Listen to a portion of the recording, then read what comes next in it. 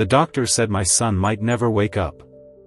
Then I found the key that exposed my wife's darkest secret. The hallway to the intensive care unit felt like a tunnel that had no end. The walls were a dull off-white, sterile and unwelcoming, and the air was heavy with the sharp sting of antiseptic. I could hear the faint squeak of rubber soles against the linoleum floor, the muffled beeping of machines from distant rooms, and the occasional murmur of nurses exchanging clipped, professional words. Every step I took toward my son's room felt heavier than the last, as if gravity itself had grown stronger just for me. When I reached the door, I stopped. For a moment, I couldn't bring myself to open it. I stared at the small, rectangular window in the door, my heart pounding in my ears. Through the glass, I could see the shape of his body in the bed, surrounded by wires and tubes, his chest rising and falling under the careful control of a machine. He was so still. Too still. The door opened before I could knock. A doctor stepped out, his expression grave, the kind of face you never want to see on a man whose job it is to keep people alive.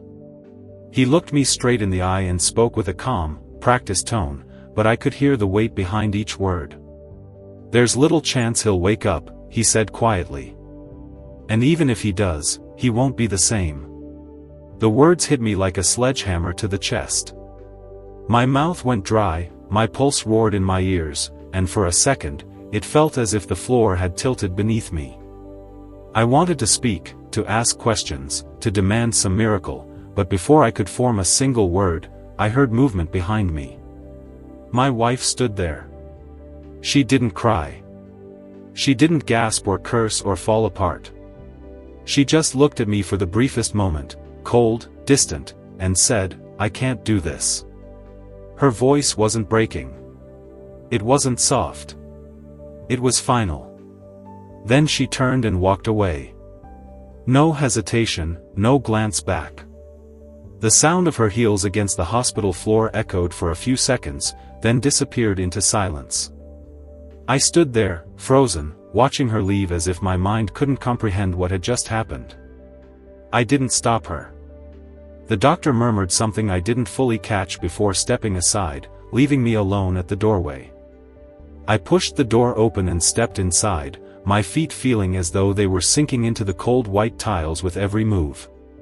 The room was dim, lit only by the muted glow of monitors and the faint blue of a winter afternoon filtering through the blinds. My son lay motionless in the bed. 17 years old. My only child. His skin was pale, his lips dry, and his face looked younger than I remembered, as if the accident had stripped away the years and left him fragile and small. A network of tubes and wires snaked from his body to machines that beeped in an indifferent rhythm, a cruel reminder that he was still here, but barely. I moved closer, each step slower than the last, until I was standing beside him. My hand hovered over his for a moment before I finally took it. His skin was cold, but beneath that chill, there was still warmth, still life. My throat tightened as I whispered, "I'm here, buddy. I'm not going anywhere." That's when I felt it. A small, hard shape beneath the thin fabric of his hospital gown, tucked into the front pocket of the jeans he must have been wearing when the paramedics brought him in. I hesitated, unsure if I should disturb anything, but curiosity and instinct overrode my caution. I slipped my fingers into the pocket and carefully pulled it out. It was a small silver key. Not the kind you'd use for a house or a car, no, this was different. It looked like the kind you'd find for a lockbox, a desk drawer, or maybe a small safe. The metal was worn smooth, and it was attached to a scrap of paper, folded and crumpled, stained with what looked like sweat and dirt. I unfolded the note with trembling hands, my eyes scanning the shaky handwriting. There were only 7 words, but they made the air leave my lungs in a single rush. "Dad, use this to unlock what's inside." For a moment, I couldn't move. My eyes flicked between the note and my son's still face, searching for answers that weren't there. What was inside? Why had he been carrying this key? And why had he written the note as if he knew something would happen to him? A dozen scenarios raced through my mind, each darker than the last. Was this about school? Friends? Trouble he hadn't told me about? But deep down, somewhere in my gut, I knew this wasn't about teenage secrets. The way the note was written, hurried, shaky, felt urgent. Dangerous. I looked at him again, his chest rising and falling in time with the ventilator. His eyelids didn't flutter. His lips didn't move. But holding that key in my hand, I felt as though he had just spoken to me, as if he had left me a breadcrumb to follow into a truth he couldn't tell me himself. I tightened my grip on the key until the grooves pressed into my skin. The weight of it seemed heavier than it should have been, as though it carried not just metal, but meaning, something vital, something I wasn't meant to ignore. I glanced toward the door, half expecting my wife to come back. She didn't. She wouldn't. Her absence was a cold void in the room, but it also made something inside me settle into place. If she wasn't here to fight for him, then I would. Alone, if I had to. The machines hummed softly in the background. A nurse walked past the open doorway, her shoes squeaking faintly before disappearing again into silence. I stared at the key, at the note, at my son's unmoving hand. And then I made a promise, quietly, firmly, to both of us. I'll find it, son. Whatever this is. I'll find it. I didn't know then that the promise I just made would change everything I thought I knew about my life. I didn't know that this key would unlock more than a drawer or a box, it would open a door to the darkest truth I had ever faced. But I could feel it, in the way my pulse pounded, in the chill crawling up my spine.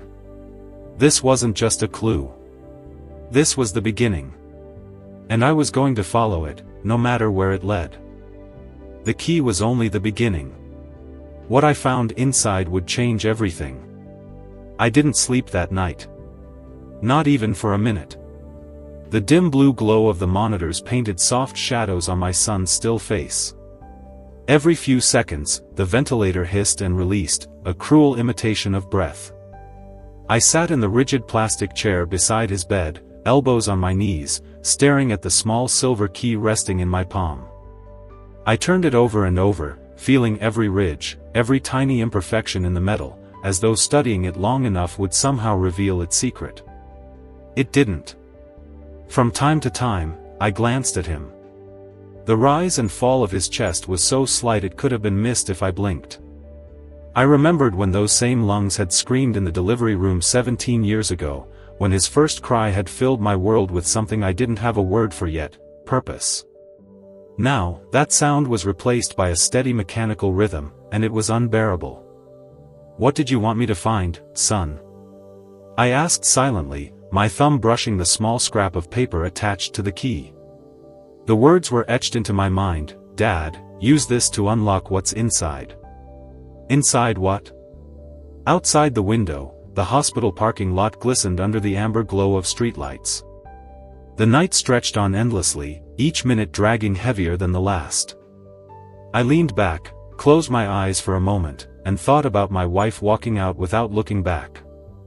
The sound of her heels echoing away had replayed in my head more than once since she left. It wasn't just abandonment, it was finality. At dawn, the blinds shifted slightly with the first traces of light. I stood, my body stiff from hours in the same position. I leaned down and spoke to my son, though I didn't know if he could hear me. "I'll find it," I whispered. "Whatever this is, I'll find it." I slipped the key and note into my pocket and left the room quietly, the smell of antiseptic following me into the hallway. The drive home was a blur of gray streets and traffic lights I barely registered. The key felt heavy in my pocket, its presence impossible to ignore.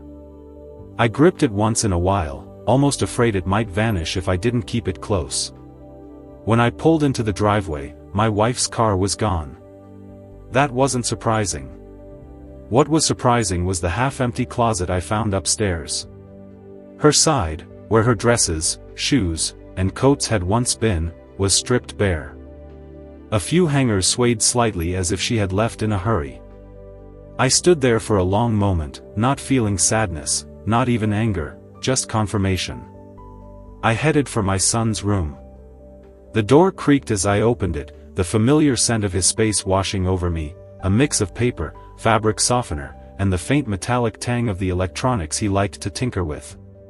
His posters still lined the walls, movie scenes, a few old band covers, a framed photograph of us fishing when he was 10.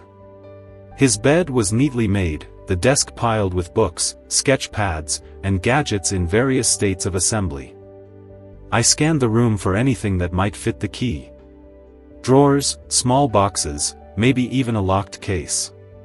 But nothing seemed right. I opened his closet, checked behind shoes and old jackets, ran my fingers along the shelves. Nothing.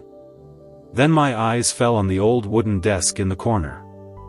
I'd bought it for him on his 10th birthday, a sturdy, slightly worn piece with character. He'd loved it immediately, spending hours sketching and building small models there. I pulled open the side drawer, the one where he used to keep a little sketch journal. It slid out easily, but something felt off. The back panel didn't sit flush with the rest of the wood. I tapped it lightly.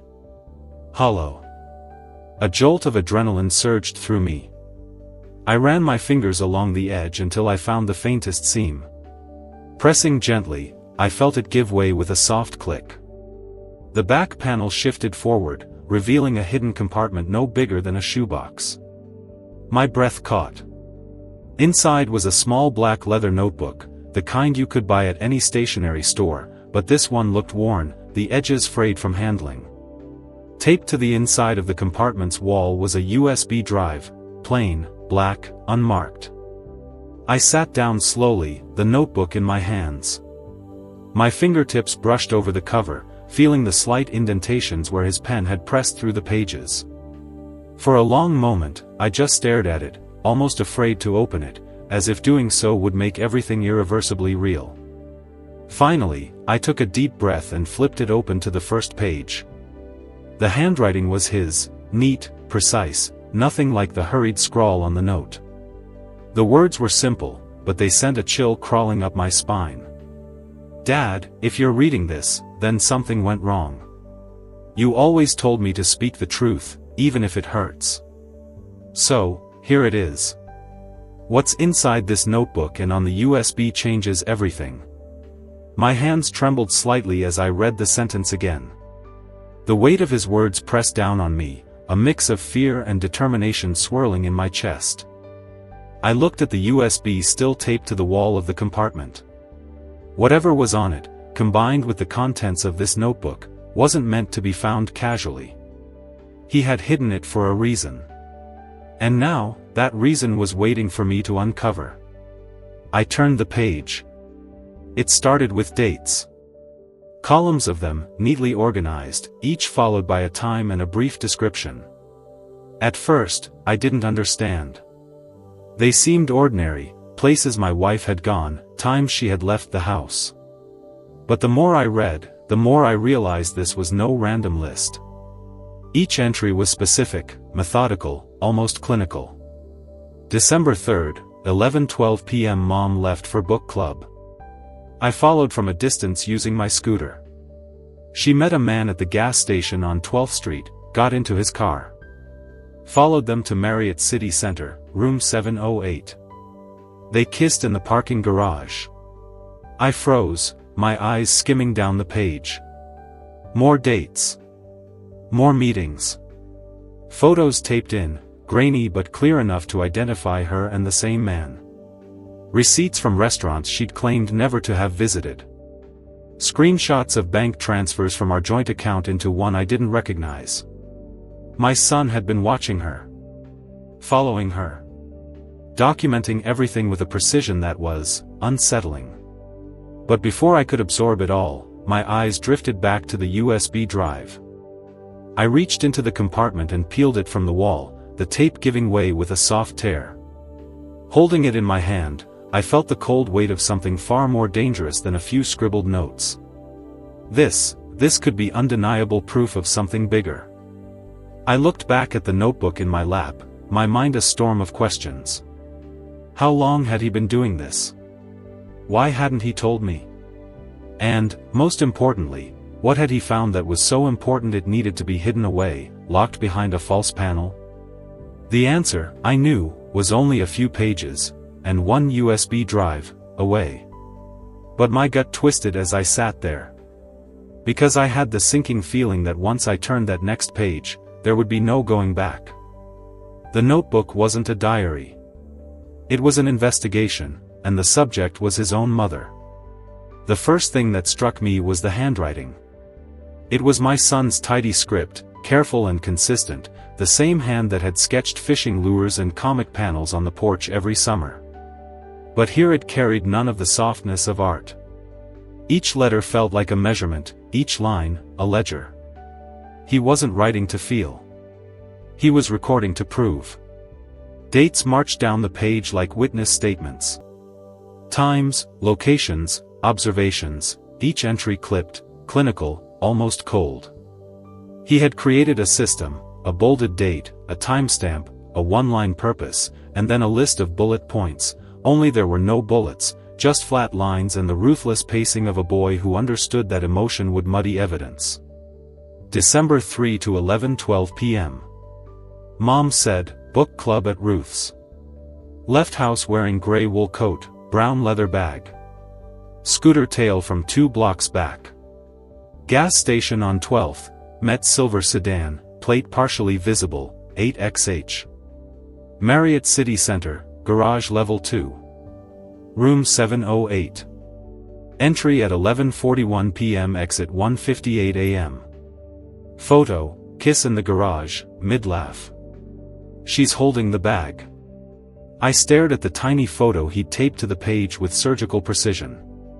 Even in the grain, my wife's posture was unmistakable, the tilt of her head when she felt clever, the hand raised mid-sentence like she was conducting a joke. The man was turned partially away, but the shape of him, thick-necked, confident, practiced, suggested he didn't mind being seen. I turned the page. There were more. Restaurant receipts, time-stamped ATM withdrawals, a screenshot of a calendar entry that wasn't hers but shared to her phone, Tuesday, 7:30, same place. He'd annotated the bottom margin, recurring for 12 weeks. The shock should have broken me open right then, but grief is a stubborn dam. My son was 17. He had tailed his own mother in secret, night after night, because he believed something was wrong and no one else would look. The pages were proof that he'd chosen the hardest truth over the easiest lie. And he'd done it alone. Midway through the notebook, the tone changed.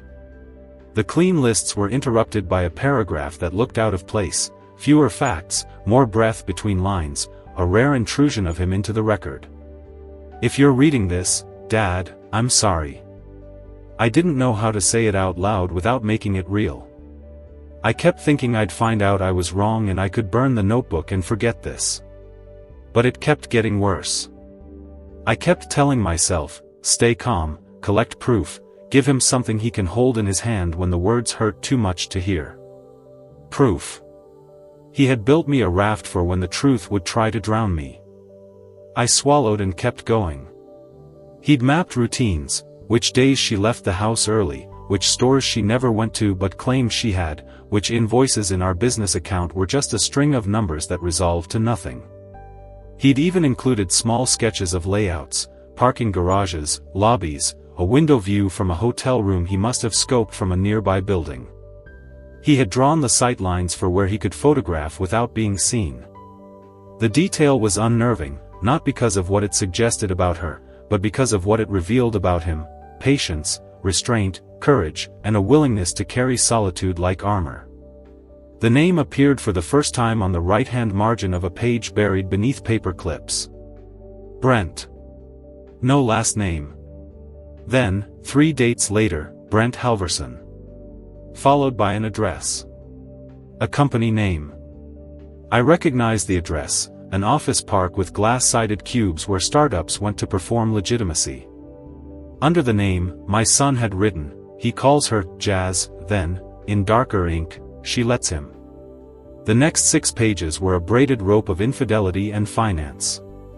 He'd traced transfers from our joint account to a new one in her name, then to a shell LLC with a generic name that could have been a boutique stationery brand or a shell company for fraud, Millbridge Consulting. The amount started small. A few hundreds. Then 1,000. Then 5. There were photocopies of falsified invoices, old logos from our supplier files copied and pasted onto new documents, the fonts fractionally off, the dates always a hair too clean. He'd circled inconsistencies in red and written beside them, like a teacher grading a lazy paper, wrong line spacing. Vendor never bills in this format. Anger pulsed low in my throat, but the air felt thin. It wasn't only that she had lied. It was that she had built an industry out of it. Then came the section he had titled Plans. The letters were darker, indented into the page as if he'd pressed the pen harder without meaning to. Overheard her on the phone with Carl. Once the inheritance is settled, he won't be a problem. Power of attorney, if he's incapacitated, we can move quickly. Call duration, 1703. My annotation, hallway echo suggests she's on speaker, bathroom door closed.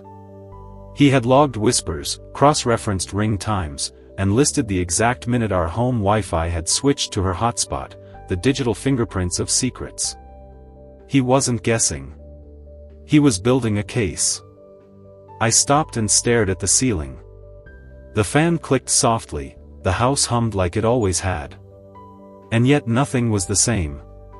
The room that once held model planes and old science fair medals now contained blueprints for betrayal.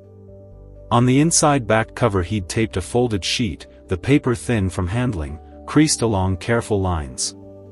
I peeled it loose. It was a flowchart. My son had drawn our lives as a system, boxes and arrows, contingencies branching from decisions. If accident, hospital, power of attorney, filing within 48 hours. If press attention, tears, we're focusing on family, statement. If dad refuses, Brent handles, other plan. That last phrase was underlined twice, with an arrow to a box that read, simply, risk. Beneath the chart, in small letters, a confession, I think they want us separated. I think they want you alone. Sickness crawled through me, cold and electric. The air tasted metallic. I had the urge to slam the notebook shut and throw it across the room, to make the pages stop saying what they were saying. But evidence doesn't care about what you wish. Evidence just sits there, silent and unblinking, waiting for you to decide whether you'll be brave enough to see it. I returned to the earlier pages and noticed something I'd skimmed before, a list titled Assets They Think I Don't Know About. He'd itemized everything, our house, my business, a small parcel of land my father had left me and that I had not discussed outside a single conversation at the kitchen table at midnight, months ago, when I believed marriage meant common ground. He hadn't eavesdropped. I'd told her. And she had repeated it into a plan. A few pages later, a new heading, USB index. It was a table. Clip 01, kitchen audio, 2 weeks before accident, laughter, wine glasses, her voice, it'll all be yours soon. Clip 02, garage camera, her and Brent leaving together. Clip 03, bank portal screen recording, transfers, note, consulting retainer.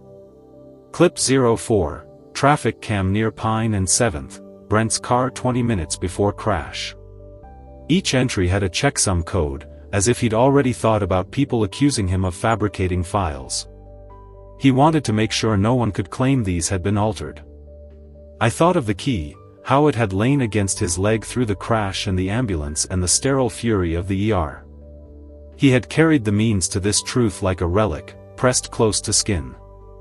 The idea carved a space inside me where pride and sorrow sat side by side. Then I reached a page that wasn't facts. It was a letter, and it began with my name. Dad. If you've made it this far, then you know. I didn't tell you sooner because I wanted to be sure. I didn't want to break your heart with a guess. I wanted you to have proof you could hold when your hands were shaking. If something happens to me, don't let her make you feel crazy. You taught me that the truth has weight. This is me putting weight back into your hands. I love you. I know you'll do the right thing. Not the angry thing. The right thing. Love sits beside justice and asks it to stay sober. The line stung because he knew me, knew my temper's old habit of sprinting ahead of my mind. He was telling me to aim, not swing. I closed my eyes and let the quiet recalibrate the room. Then I opened them and turned to the back. One final page, thinner than the rest, as if he'd slid it from another notebook and glued it here for safekeeping. At the top, in small uppercase letters, contingency. 2 columns. If I'm safe/if I'm not. Under the first, it was simple: tell him everything. Give him time. Burn the notebook when he says it's time. Under the second, give him everything. Don't let anyone talk first. Copy the USB. 3 drives. Lawyer. Detective. Bank lockbox. Then, almost as an afterthought, a line that snapped the last thread holding my denial: check hospital access logs if I'm unconscious. She'll try to get to my records. A wave of nausea rolled through me so suddenly I had to steady myself against the desk. He knew the shape of their plan before it happened. He had drawn the corridor the wolf would take. I set the notebook down gently, like a living thing. The house around me felt like a stranger wearing a familiar face. Sunlight had slid across the floor while I'd been reading, the line of it now touched the leg of the desk and warmed the wood. Dust motes hung in the bright strip like quiet snow. Time had moved. It always does, even when you're certain it has stopped. The USB glinted on the desk beside the notebook, a black tooth of truth. I picked it up and felt its small, absolute weight, then looked back at the hidden compartment, at the tiny space that had held so much. I pressed the panel back into place and heard the soft click, as if the furniture itself had exhaled. My son had trusted wood and screws and the geometry of secrecy more than he had trusted any person. That knowledge broke something gentle in me, and in its place rose something harder: resolve. I slipped the USB into my pocket with the key.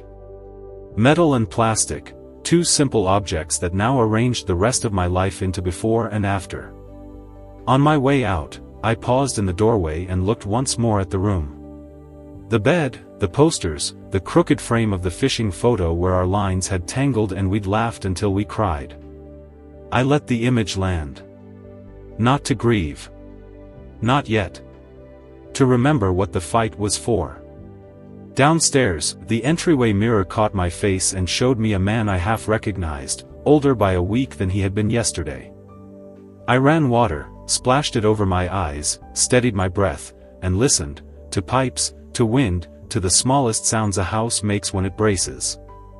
Back in the truck, I sat with the engine off, both hands on the wheel, and pictured the steps like he had drawn them: gather, verify, duplicate, secure. Call the right people, in the right order. Move quietly. Make honesty impossible to argue with. I turned the key in the ignition and pulled away from the curb, feeling the old street tilt toward a new horizon. The day had brightened, but it wasn't any lighter. Weight had returned to the world, real weight, the kind the truth gives you. It didn't crush me. It anchored me. At a red light, I took out the notebook again, flipped to the first page, and read the opening line one more time, letting it brand itself onto me like a vow. What's inside this notebook and on the USB changes everything. The light turned green. I drove toward the only next step there could be. The files finished copying. I ejected the drives, labeled them with dates and a simple code only I would understand, and slid each into a separate padded sleeve. Copy 2 and the notebook went back into the backpack. Copy 3 I placed in the inside pocket of my jacket where warmth makes a man remember what he carries. Copy 1 stayed in my laptop bag with a new password that would cost a thief hours of work and me 30 seconds of memory. Outside, the morning had sharpened into that brittle kind of sunlight that makes everything look truer. I turned my phone back on. It buzzed like a wasp nest waking. I ignored the messages from numbers I didn't know and one I knew too well. Instead, I called Raymond first. Holloway. It's me, Daniel, I said, feeling the weight in my voice. I'm calling in a favor. A friendly favor, or the kind we only use once. The kind that comes with a folder. Bring it, he replied without hesitation. 1 hour. Same office as the old days. Ray, I added before hanging up, this is about my son. His tone shifted, almost imperceptibly, but enough for me to catch it. Then bring everything. I hung up and took a deep breath. 1 call done. I picked up the phone again and dialed the next number. Cho, she answered, dry as ever. Linda. I need you this morning. What did you break? She asked, with that dry humor only she could pull off. Not what, who? And it wasn't me. 9 o'clock, I'll bring a fresh will template, a POA revocation, a TRO draft, and my good pen. If this crosses state lines, we loop in federal. If it doesn't, we pretend it does. See you soon, Daniel. She hung up without pleasantries, which is a kind of love in her profession. I left the library, stopped at a bank 2 blocks over, and rented a safe deposit box under a small LLC I kept for property maintenance. I slid copy 3 inside, placed the key on a separate ring from my house and office, and told the manager I liked the ritual of old metal better than app codes. He nodded like we were both in a club that had long outlived fashion. On my way to Holloway's office, I made one more stop, the hospital. Not to sit. Not to break. To fortify. At the front desk I signed in, kept my voice low, and asked to speak with the administrator on duty. Policies make bureaucrats brave, evidence makes them careful. When she arrived, I shook her hand and slid a dated letter across the counter. I'm requesting an access log for my son's electronic records for the last 72 hours, I said. Internal policy requires a list of every employee who accessed, time-stamped. I need it printed and sealed. Today. She started to explain how requests like that normally take time. I let her finish, then placed a single still photo from the notebook beside the letter, my wife and Brent, in our kitchen, timestamp visible. I did not say a word about it. I just let it sit there like a mirror she hadn't known she would have to look into at work. I'll get the report, she said. Thank you. I walked to the ICU, pressed my palm lightly against the doorframe before stepping in, a small ritual I'd adopted because it felt like asking permission from a room that contained more prayers than lungs. Tyler lay as he had the night before. I stood, not for long, and spoke as if he could hear me and as if my voice could be a chord he might choose to hold, a fine, steady line. Ty, I said, I'm doing this the way you asked me to. Not the angry way. The right way. I told him the plan in plain sentences, as if I were reading out a map before a road trip, who I would meet, what I would hand them, how we would trap the truth without letting it wriggle. As I left, a nurse I trusted stopped me. He squeezed once during the night, she said softly. Could have been reflex. Or not. Tell him I'll be back soon, I said. With better news than yesterday. Holloway's office looked the way some detectives prefer their conscience, clean enough to pass inspection, cluttered enough to suggest work had been done. He poured coffee into a mug with a chipped handle and gestured for the backpack like we were exchanging contraband in a movie. I placed the notebook and copy 2 on the desk. I also set down a printed index of the USB's contents, with checksums and a chain of custody sheet I'd prepared in the library. Men like him appreciate when civilians try to speak their language. He thumbed the notebook open, skimmed, didn't react. He plugged in the drive, skimmed again, didn't react. Then he leaned back, steepled his fingers in front of his mouth, and said, Jesus Christ. That a legal term? I asked. It's Latin for, we have work. He tapped the table. You did right on chain. You did right on duplications. You did right calling Cho. Next, we formalize the intake. I'll walk this to 2 people who still answer my calls, one in major crimes, one with the DA who eats conspiracy for breakfast and asks for more salt. You don't confront her. You don't blink at her. You let her think you're bleeding out quietly. Why? Because arrogance is a self-expiring asset, he said. Give it oxygen and it turns into rope.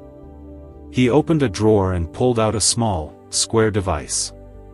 Faraday pouch, he said. For your phone.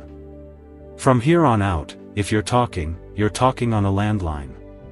If you're meeting in rooms that hate microphones. Brent the boyfriend might be amateur hour. But amateurs get lucky when pros get sloppy. Understood? We spent an hour assembling an outline that felt like a stage play in 3 acts, Act I, quiet, Act II, invitation, Act III, closure. In Act I, I would continue to be the man whose son was in a coma and whose wife had left, the role she believed I was still playing. In Act II, I would call her. We would script the call. I would offer a private dinner, the kind a humiliated husband requests when he's ready to salvage what can be salvaged, dignity, paperwork, the right to stop bleeding in public. In Act III, she would confess, as people do when they believe their audience is weak and their victory is baked. And in that moment, boom, Raymond's friends would walk in with paperwork and polite handcuffs. Before that, he said, we need one more thing, hospital access logs. If she and Loverboy touched records, it puts them in the proximity of a medical narrative they later tried to steer. Juries love logs. Logs don't cry. They'll be ready by afternoon, I said. He nodded. And one more, traffic cams near the crash. We button those with timestamps that match your son's index. If we put Brent's car at the corner 20 minutes before the hit, we're done with Act I before we begin. He made 2 calls from his desk phone, identified himself to a former colleague, and asked for favors only old friends ask. By the time he hung up, we had a timeline to collect video polls by morning. Go see Cho, he said. Tell her I won't step on the civil side. But if she can time the TRO to hit within minutes of the arrest, we'll spare you the theater of a messy house visit. I left with a copy of his intake form, a Faraday sleeve, and the feeling that a room had finally tilted in the right direction. Linda was already in my conference room when I walked in, jacket off, sleeves rolled, a stack of forms spread across the table like a fan of sharp cards. Sit, she said. Sign where the tabs are. Ask questions only if you want to slow down inevitability. We worked fast. Revocation of any standing medical or financial powers, a new will that placed Tyler's guardianship and care beyond reach of anyone who wished him harm, a temporary restraining order request citing credible threats and ongoing investigation, and a motion to freeze any accounts tied to Millbridge Consulting and known associates pending litigation. I handed her the second padded sleeve, copy 2's metadata index and select printed stills, enough to convince a judge we were not crying wolf, we were measuring its teeth. She skimmed, nodded once, and said, "You're not divorcing a person. You're extracting yourself from a scheme. Language matters. Judges can smell revenge. Give them protection instead. They sign faster." We coordinated timing with Holloway. If the arrest landed on a Thursday evening, the TRO would be on a judge's desk Friday morning, and the asset freeze would bite by lunch. Paperwork is sometimes more lethal than handcuffs. It starves wolves. Around 3, the hospital administrator called. Her voice was different now, the tone of someone who had looked at logs and did not like the story they told. "Mr. Hawk, your request is ready. It shows 2 after-hours accesses to your son's record by a credential that doesn't belong on that floor. I'll hand it to you personally." "Thank you," I said. "Please print 2. Seal both." I drove over. She met me with a manila envelope and a face that had learned a hard rule in one day: neutrality ends where harm begins. I signed the receipt, thanked her again, and walked out with evidence the size of a thin book. I called Holloway from a payphone near the cafeteria. Yes, they still exist if you know where to look. We've got the logs, I said. Good, he said. Time for Act 2. At home, the house smelled faintly of lemon oil and absinthe. I set the table like a man whose hands needed something to do while his head listened to instructions. Her favorite wine. Jazz low enough to make a room feel expensive. A legal folder at the head of the table with a visible settlement and separation agreement that would be bait and nothing else. Then I moved to the den and tested the small recorder Holloway had brought, a simple device with a red light that wouldn't blink. He and a colleague would be in the adjacent room, cameras stationary, mics pointed, patient as old wolves near a blind. When everything was in place, I sat on the stairs and stared at the front door like it might speak first. Then I stood, walked to the landline, and dialed a number I could have recited even in anesthesia. She answered on the second ring. Daniel. Jasmine, I said, letting her name be a room I no longer lived in. I know about everything. Silence. Then, a scaled laugh. About what? You. Brent. The money. The companies. I'm not calling to fight, I said, voice steady, practiced. I'm calling to settle. Come for dinner tomorrow. No lawyers. I'll sign what I need to sign. You walk away clean. We don't make a show of it. The pause lengthened. Arrogance doesn't know it's being measured in moments. You're not going to fight, she said. Not if you're smart about it. Another beat. Then the smallest exhale, like a woman seeing the finish line she believes she deserves. Okay, she whispered. I'll be there. I hung up. My hand didn't shake. My pulse did. I called Holloway. Act 2 is on, I said. Good, he replied. Then tonight you do something you won't want to, and you'll thank me later. Sleep. You need your face to look like surrender. People confess to surrender. I went to the hospital one more time. The evening nurse smiled the way professionals do when they're guarding you from hope without denying it. I took Tyler's hand. Tomorrow we move, I said. You drew the map. I'm just following roads. When I stepped back, his fingers tightened, barely, like a whisper across the skin. Reflex, the nurse might have said. Faith has other words. I leaned close enough that only he would hear me. When the wolf wakes up, I said, he doesn't howl. He hunts. I left before she asked me to. In the parking lot, the night air was cold enough to make the truth feel sharp. I stood for a moment, eyes closed, listening for the sound of a world preparing to turn. You can hear it, sometimes, if you've carried enough weight to recognize the creak. At home, I checked the locks, set the devices, rehearsed the lines, and placed the legal folder where it would glint just right under the dining room light. Then I lay down, not to dream, but to memorize the shape of tomorrow. Morning brought two things I hadn't planned for, my son's first answer. And their first mistake. Morning light has a way of lying to you. It slips through the blinds, paints everything in gold, and pretends the world is softer than it was the night before. But I knew better. I'd been awake long before the sun arrived, lying in bed with my eyes open, hearing the slow tick of the clock in the hallway. Today wasn't softer. Today was sharper. The kind of day where every word mattered. I showered, dressed, and made coffee without tasting it. The table was still set from last night's preparations, the wine bottle unopened, the legal folder in its exact position at the head of the table, the lighting adjusted so it would cast shadows just where I wanted them.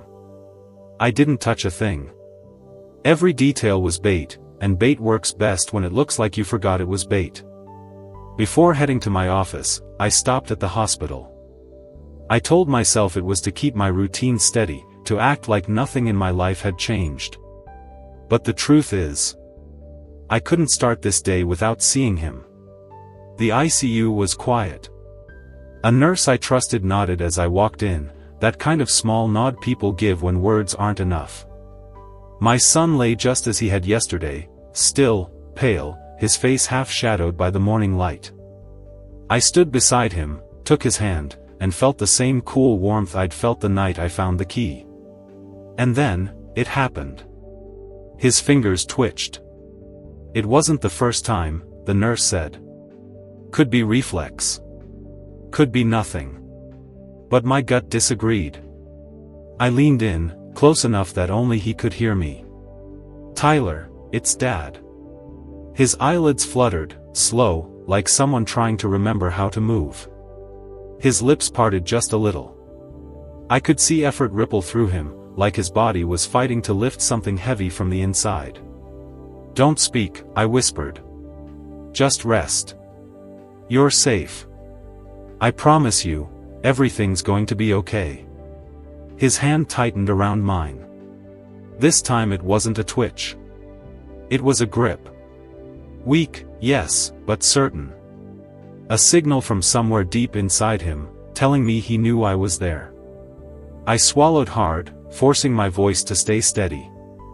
We're going to finish this, I told him. And when we do, you'll understand everything. The nurse moved closer, checking his monitors, but I was already stepping back. I couldn't afford to break, not today. Not before the trap closed. By the time I reached my office, Linda was already there. She had her sleeves rolled up, her reading glasses perched halfway down her nose, and a stack of documents in front of her that looked heavier than they should have been.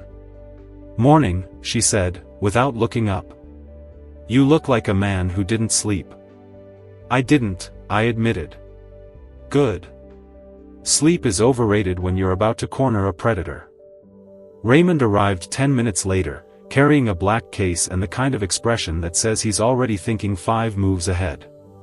He set the case on the table, clicked it open, and revealed 2 small cameras and a microphone set no bigger than a coin. These will do the work for us, he said. We'll be in the next room. You just have to keep her talking. I nodded. I'd rehearsed my lines all night, not in the mirror, but in my head, where tone and timing live. I'd imagined her sitting across from me, wearing that smug little smile she thought made her untouchable. I'd imagined the moment she realized she wasn't the one in control. Raymond slid a piece of paper toward me. It was a checklist. She signs nothing tonight. You offer it, you pull it back. The only thing you want is her voice on record. Linda added, and when she talks, don't interrupt. Let her dig her own hole. Silence is a shovel. We spent the next hour running through the plan again, refining the timing. The arrest team would be parked 2 blocks away, ready to move on Raymond's signal. The moment she made any admission, about the money, about Brent, about the accident, the team would walk in. Calm. Professional. No drama beyond the truth itself. By late afternoon, I went back to the hospital one more time. This time, the nurse met me with a small smile. He's more responsive, she said. You should keep talking to him. I sat beside him, holding his hand again. Tyler, you started this. Everything I'm doing, every step I'm taking, it's because you were brave enough to tell me without telling me. Tonight is for you. I thought I saw the faintest curve at the corner of his mouth. Maybe it was wishful thinking. But maybe it wasn't. Evening came. The air outside had that cool bite that hints at the change of seasons. I parked my truck a block away from the house so she wouldn't see it from the street. Inside, everything was ready, the wine, the music, the folder, the cameras in their invisible spots. At exactly 7:02 p.m., headlights swept across the living room wall. My pulse slowed, not sped up. I'd expected this feeling, calm, cold, focused. The kind of calm a wolf feels when it knows the prey is stepping into range. I opened the door before she could knock. She stood there in a sleek black dress, hair perfect, perfume subtle enough to feel expensive. She smiled like nothing had ever been wrong between us. "Daniel," she said, stepping inside as if she still belonged here. "Jasmine," I replied, closing the door behind her. Her eyes flicked to the table, to the wine, to the folder. "Trying to win me back," she teased. "Just tying up loose ends." We sat. I poured her a glass, poured myself one, and waited for the silence to stretch just enough. "You always did know how to keep things civil," she said, running her finger along the stem of the glass. "And you always knew how to hide your knives behind a smile," I replied. She laughed lightly, but her eyes sharpened. "So, what's the catch?" "No catch," I said. "Just sign. Walk away with what you came in with. I won't press charges for the money." She tilted her head, feigning confusion. "Charges? Daniel, if you had anything on me, you'd have used it by now." I leaned back, let the pause hang. "You really think so?" And right on cue, Raymond stepped into the room, badge visible. "Jasmine Lee," he said evenly, "you are under arrest for wire fraud, identity theft, conspiracy to commit financial crimes, and suspected involvement in an attempted vehicular homicide." The glass froze halfway to her lips. "What? No, Daniel, what is this?" I stood, calm as stone. "I said I wouldn't press charges if you were smart about it. You chose Brent over your own son." Her face drained of color. "This is a setup. You can't prove anything." Raymond glanced at the camera. "We have the video, Jasmine. Of you whispering to Brent in the garage 2 hours before the crash." She lunged across the table, but Linda was already moving in behind Raymond, blocking her. "You weren't supposed to survive that night, were you?" I asked quietly. "Neither was our son." She screamed, anger, denial, desperation, but it didn't matter. The cuffs clicked shut. As they led her out, I didn't follow. I stood in the doorway, watching the tail lights of the unmarked car fade into the distance. I thought of my son, still in that hospital bed, his fingers curling around mine. And I thought of tomorrow, when I would tell him that the truth had finally caught up to the people who tried to erase us. The arrests were just the beginning. Justice wasn't finished yet. And neither was I. The arrest was just the beginning. Justice was about to become unstoppable. I didn't move from the doorway until the last flash of headlights disappeared into the night. The street went quiet again, the kind of silence that feels heavier than noise. I closed the door slowly, my hand lingering on the handle, letting the weight of what had just happened settle in my bones. The house smelled faintly of her perfume, a ghost of the woman she pretended to be. It mixed with the scent of the wine she never got to finish, the jazz still humming softly from the speakers. The table looked like a stage after the curtain had fallen, glasses half full, papers untouched, the bait no longer needed.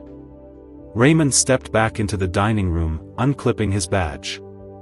His face didn't show satisfaction. Men like him don't celebrate halfway through. "She's in the car," he said. "Transport's clean. No scene, no neighbors." "Brent?" I asked. "He's next. They'll move on him before sunrise." No warning. Linda walked in behind him, gathering the folder from the table. "You did exactly what you needed to do," she said. "No overplaying, no shouting. Just enough to make her believe you had less than you did." I nodded. "What happens now?" "Now," Raymond said, "we let the system chew." The system moved faster than I expected. By the time I woke the next morning, I had 3 missed calls from Raymond. Brent had tried to run, made it as far as a private dock near Baja before the Coast Guard picked him up. He hadn't even made it onto the boat. "Coward folded in 5 minutes," Raymond said when I called him back. Tried to pin everything on her. Problem for him is, we've got him on traffic cams near the crash 20 minutes before it happened. We've got his bank records. We've got his voice. And her? "She's already talking," he said. "But it's all spin, playing the victim, saying she was manipulated. That never works when you've got direct quotes of her planning the whole thing." Linda texted me an hour later, "Asset freeze approved. TRO granted. All accounts in both their names are locked pending investigation." I stared at the screen, the words feeling like a door slamming shut. For months, maybe longer, they'd been circling us like vultures. Now, they were the ones trapped. I went to see Tyler. The nurse met me at the door with a smile that was brighter than yesterday's. "More movement," she said. "He's starting to track voices. Keep talking to him." I sat down beside him, took his hand, and leaned close. "It's happening, kid. Everything you found, everything you risked, it's all coming down on them." His fingers curled tighter around mine. My throat tightened, but I kept my voice steady. "You're not just a survivor, Tyler. You're the reason they're going to pay." 2 days later, I was in a conference room at the district attorney's office. Raymond was there. Linda, too. On the table were neat stacks of evidence: the notebook, the USB, printed stills from the videos, bank statements, and the hospital access logs that showed her credentials in my son's file when she had no medical reason to be there. The DA flipped through it all slowly, methodically. "This is open and shut," he said. "Attempted murder, financial crimes, conspiracy. We'll stack charges so they can't wriggle. If they plead, it won't be to anything less than 20 years each. If they fight, we'll bury them under their own paperwork." It was clinical. Professional. And yet, for me, it was personal in a way no courtroom could measure. This wasn't about just winning a case. It was about taking back the air in my lungs, the safety in my son's world, the belief that truth could still stand in the same room as power and walk out alive. The trial came quicker than anyone predicted. Neither of them got bail. Brent looked smaller in the suit they gave him, his confidence gone. Jasmine, though, she tried to hold on to her performance. Walked in with her hair done, her chin up, that same look she'd worn when she told me she couldn't do this, in the hospital hallway. The jury didn't buy it. Not with the videos playing on the screen, her voice laughing about what would happen once the kid's out of the picture. Not with the receipts, the forged invoices, the wire transfers into accounts she controlled. I watched her as the verdict was read, guilty on all counts. She didn't cry.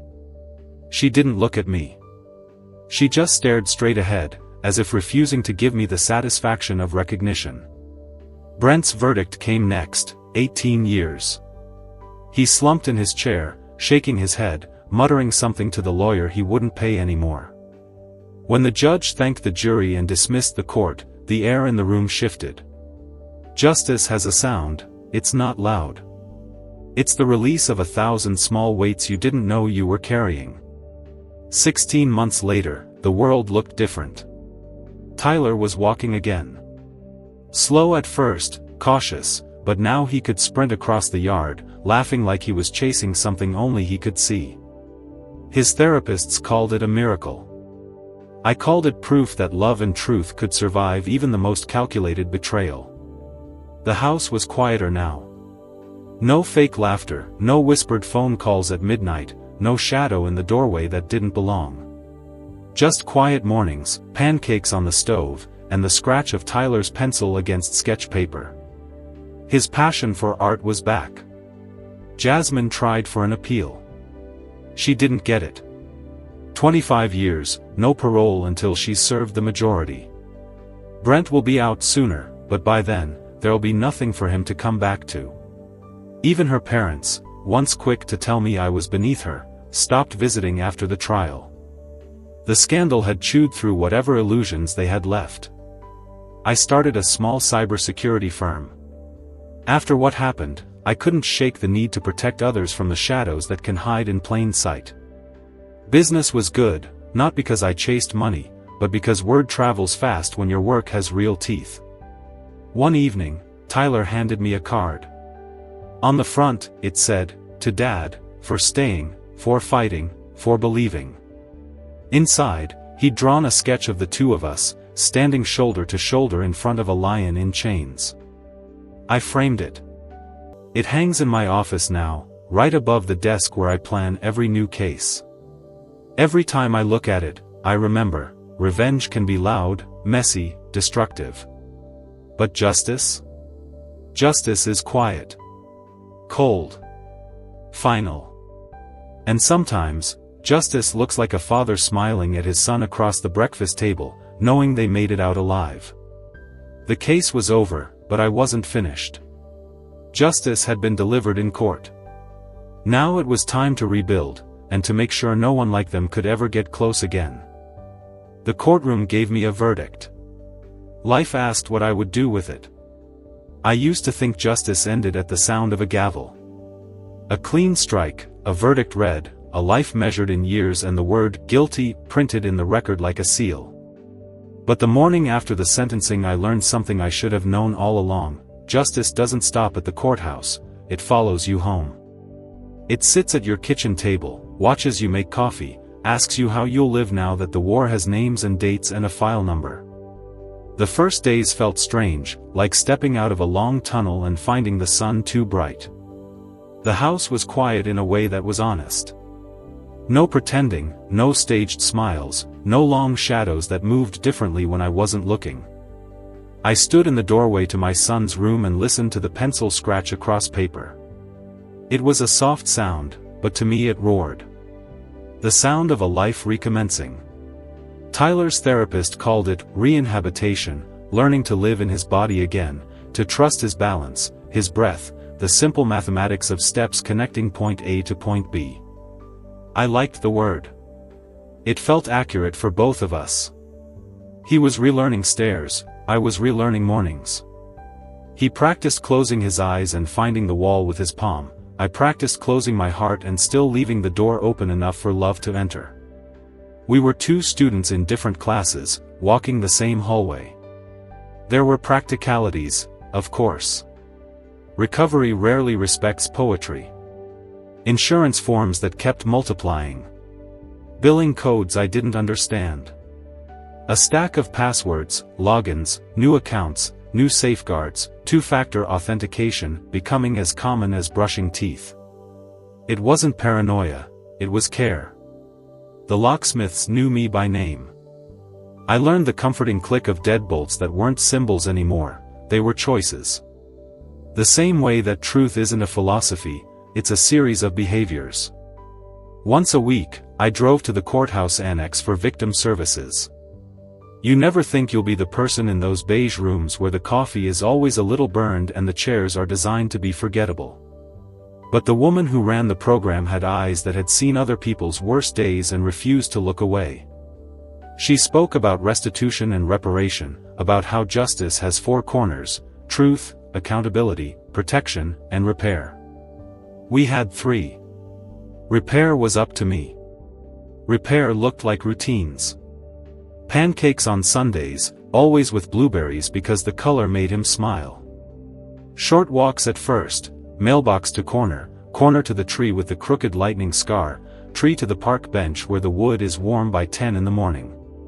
Therapy 3 times a week.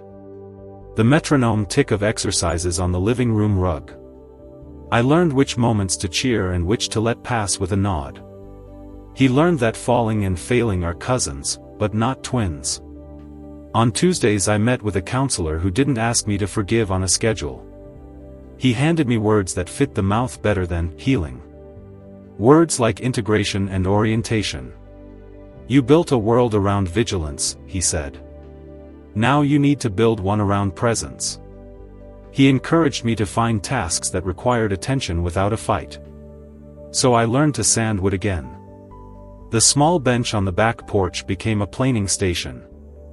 I ran my hand over the grain until it grew honest beneath my fingers, until the wood remembered it was meant to be touched. Work changed, too. The cybersecurity firm started as a hobby and then refused to be small. The first client was a small clinic that discovered its administrator password written on a sticky note under a keyboard.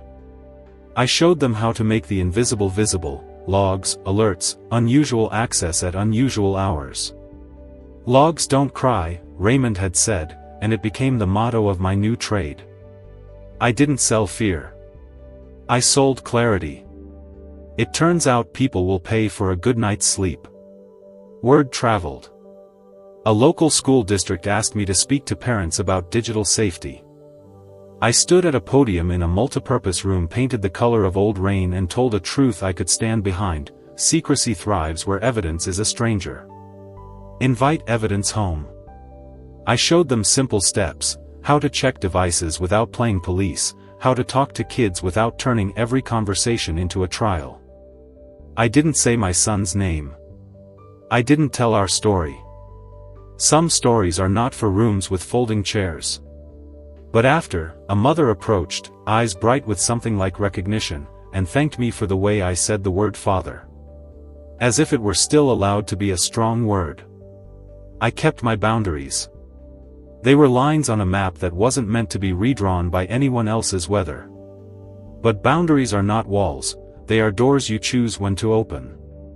Tyler asked once, during a quiet evening, if he had to forgive. I told him forgiveness is a tool, not a tax. Use it when it frees you, I said. Not when it binds you. He nodded and went back to his drawing, his pencil etching a line that resolved into a horizon. One afternoon in spring, I received a letter from the prison. Not from her, she had learned the silence she once demanded. This was from Brent, as if pen and paper could build a bridge back to the days before he decided he deserved a life that wasn't his.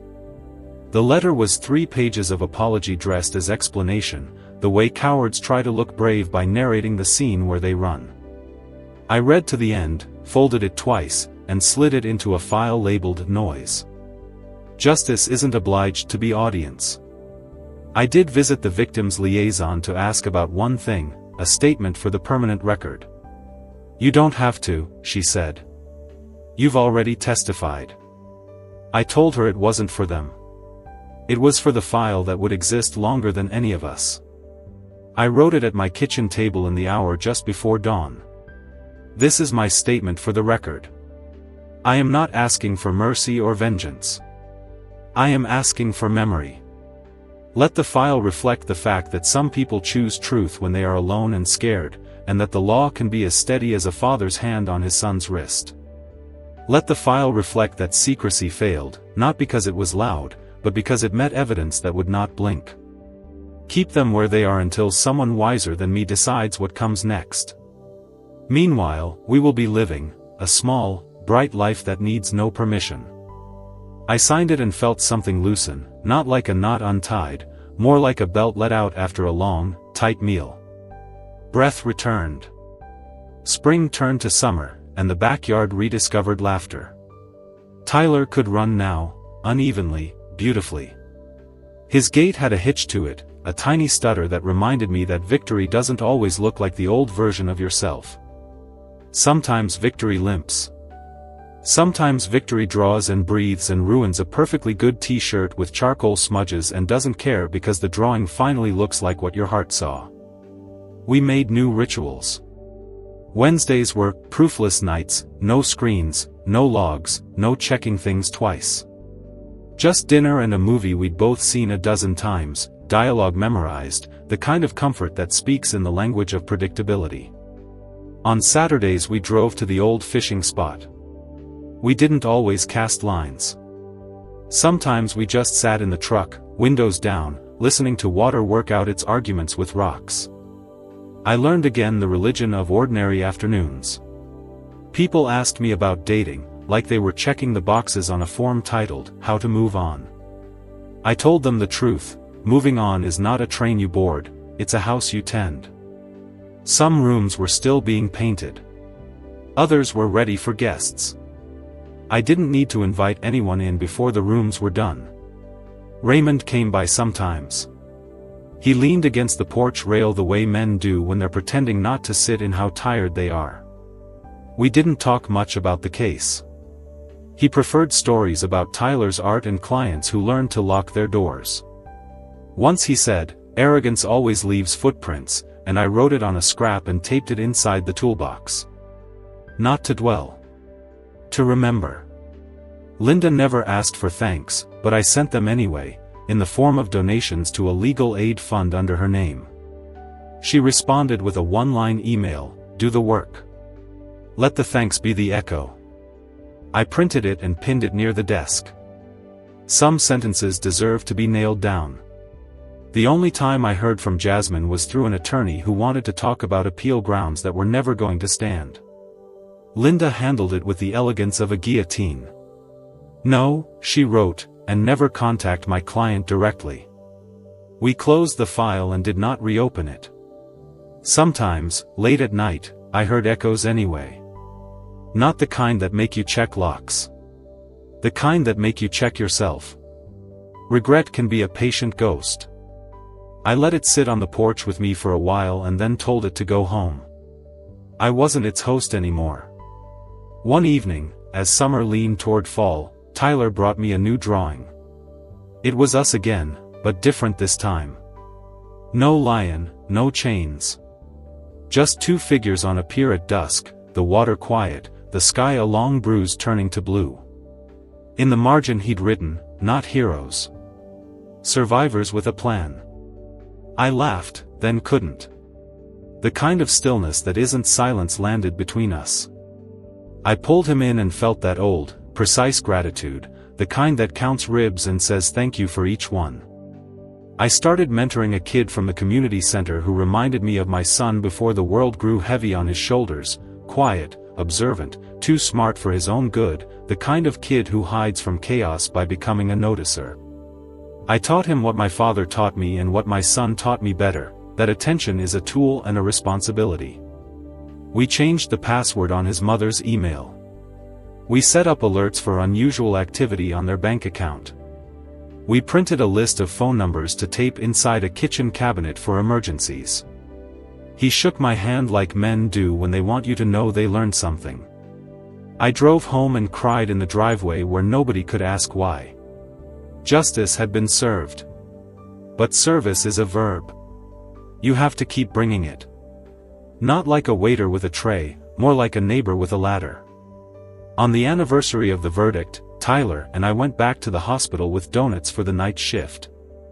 The nurse who had told me his grip could be reflex hugged him for a second longer than protocol, then pretended not to wipe her eyes. We stood in the hallway a moment, listening to the beeps and the hum of machines we once hated. They didn't sound indifferent anymore. They sounded like stubborn hope. We left the box on the break room counter with a note that said, "For keeping the lights on when we couldn't see." When we got home, the sky had gone the color of clean steel. I set a pot of water to boil and Tyler pulled plates from the cabinet. He looked different in the kitchen light, older, maybe, or just more present inside his own skin. He caught me staring and smirked like I used to when he was small and refused to take a picture. "What?" he said. "Nothing," I replied. "Everything." We ate in the quiet that families earn, then sat on the back steps and watched the yard put itself to bed. I told him something the counselor had said, that gratitude is just the body remembering it has enough air. He nodded, a tiny, serious motion, and leaned his shoulder against mine. "The file is closed," I said. "For them," he answered. "Not for us." He was right. Files close. Lives open. The verdict had given us a floor. But a floor is just where you start standing. Tomorrow we would build walls where we wanted them and windows where the light was kind. We would sleep with the door half open and the night would not get a vote. We would keep our rituals and invent new ones and invite people in only when their hands were empty and their eyes were steady. Justice had been served. Now it was time to live like it. Peace didn't arrive with trumpets. It knocked softly. And I let it in. Peace doesn't come the way movies tell you. There's no slow-motion scene where the world bursts into sunlight, no swelling orchestra announcing that the pain has been paid in full. In my experience, peace is quieter. More cautious. It doesn't rush in, it lingers at the threshold, waiting to see if you'll slam the door on it like you've done before. For months after the verdict, I kept expecting the familiar weight to return, the tight coil in my chest, the shadow at the edge of the room. But it didn't. Not all at once, anyway. It faded in degrees, like a bruise losing its color. Some mornings, I'd wake before sunrise and just listen. No footsteps pacing in another room, no muted arguments behind closed doors, no phone calls taken in a whisper. Just the low hum of the refrigerator, the faint tick of the wall clock, the rustle of wind through the maple tree outside. And I'd realize, this is what safe sounds like. Tyler was back in school now. He moved slower than the other kids, but not in spirit. His limp was noticeable if you were looking for it, but most people weren't. They were too busy looking at his sketchbook, the one he carried everywhere. He filled page after page with images, landscapes, faces, strange machines he imagined in perfect detail. I noticed something in his drawings after the trial: they weren't dark anymore. The shadows were still there, but they had purpose now. He told me once, "You need darkness in a picture to make the light mean something." He was right. We had a routine again. Breakfast together most mornings, even if it was just toast and coffee for me and cereal for him. On Fridays, we'd pick a diner at random and try it. I learned that he liked the pancakes at a little place on 5th Street more than the ones at the expensive brunch spot downtown. "They taste like someone made them for you, not for the menu," he said. I couldn't argue. The house itself felt different too. I'd repainted the walls in lighter colors, not to erase the past, but to remind myself the present could look better. I replaced the locks, not out of paranoia but as a symbol: these doors are mine now. I even fixed the squeak in the floorboard at the top of the stairs, the one that had always given away when someone was sneaking up. I kept my office in order, cleaner than it had ever been before. On one wall hung the framed sketch Tyler gave me, the two of us, standing in front of the lion in chains. Beneath it, a newer one, the pier at dusk, water calm, no chains at all. Between them was the whole story, if you knew how to read it. Business was steady. My cybersecurity firm had grown to the point where I had to hire 2 more people. I made sure they understood the mission: we weren't just protecting data, we were protecting the people behind it. Every time we closed a vulnerability or caught a breach early, I thought about how different things could have been if someone had been watching my family's digital shadows the way I watch others now. Sometimes, people asked why I didn't sell the company for a big payout and retire. I just smile and say, because I like sleeping at night. Money is a number, purpose is a pulse. I'd learned the difference the hard way. Raymond visited every couple of weeks. He never stayed long, just enough for a cup of coffee and a check-in. He'd ask about Tyler, about the business, about whether I'd taken a vacation yet. "You can't live in DEFCON 1 forever," he'd say, smirking. Linda called even less often, but when she did, it was usually because she'd found someone who needed my help. "You're good at catching wolves before they bite," she told me once. Might as well make it a hobby. I suppose she was right. Peace, I discovered, is built out of small choices. Like not checking the locks 3 times before bed. Like walking into a room without scanning it first. Like letting Tyler go out with his friends without tracking his location every minute. It wasn't about forgetting. I'll never forget. It was about deciding that the past could be part of my story without being the author of my future. The first Christmas after everything, Tyler and I put up the tree ourselves. We used the same old ornaments, even the chipped ones. There was something honest about them, proof that beauty can survive being dropped. We baked cookies and burned half the batch, and he laughed so hard he almost fell off the stool. That night, sitting by the tree, I realized that peace isn't the absence of trouble. It's the presence of moments like that, simple, unremarkable to anyone else, but undeniable to you. In spring, we went fishing again. The same lake, the same spot where the picture in his room had been taken years ago. He caught the first fish, a small bass, and let it go. "Feels better to watch it swim away," he said. I understood. Some victories are in the release, not the capture. We sat on the dock until the sun started to fall, the water turning gold around us. "Do you think it's over?" he asked. "Yes," I said. And I meant it. Not because I believed the world would never hurt us again, but because I believed we could handle it if it tried. The only time I heard from Jasmine was through a lawyer who wanted to discuss the possibility of parole years down the line. I didn't answer. There was nothing left to say. Forgiveness wasn't something I owed her. The peace I'd found didn't require her release, it required mine. Brent never contacted me. I suspect he knew better. Or maybe he simply didn't have anything to say that wouldn't rot in the air between us. By summer, Tyler had grown taller than me. One evening, he leaned against the porch railing, watching fireflies flicker in the yard. "We made it," he said. "We did," I replied. "Feels like we should celebrate. What do you have in mind?" He grinned. "Pancakes for dinner." We made them together, laughing when we flipped one onto the floor. We ate at the kitchen table with the windows open, the warm night air carrying the smell of maple syrup and grass. And I thought, this is it.